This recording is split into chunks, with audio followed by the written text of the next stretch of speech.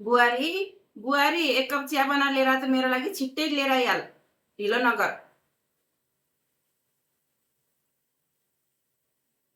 बुढी मान्छेलाई के ल्याएको तर छिटो गरेर बनाएर लिएर आइहाल। हस् आमा म बनाएर आइहालेँ है त।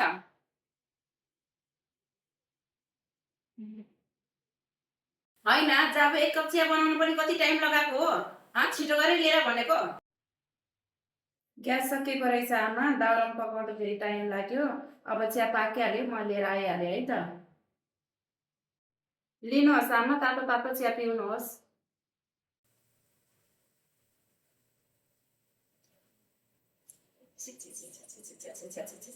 जब 1 कप चिया बनाउने ढङ्ग पनि छैन कति धेरै चिनी हालेर बनाएको, चिनी फेरि माग्छ र कि तेरो बाबामाले दाइजोमा पठाए चिनीहरू कति महँगो छ चिनी थाहा छैन तँलाई कसरी फारो गर्ने भनेर थाहा छैन केही कुराको सह छैन।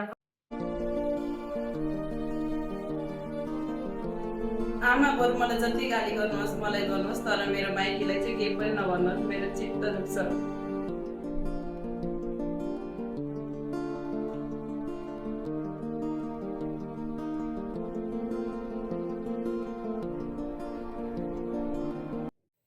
मुखमुखै राख्छ अझ आफ्नो साससँग उहिलेको हाम्रो पालामा त हाम्रो सासु आमाहरूलाई त हामीले त यसरी ठाडो नजरले पनि हेर्थेनौँ कि अहिलेका चोथाले बुहारीहरूलाई त बोली साध्यै छैन।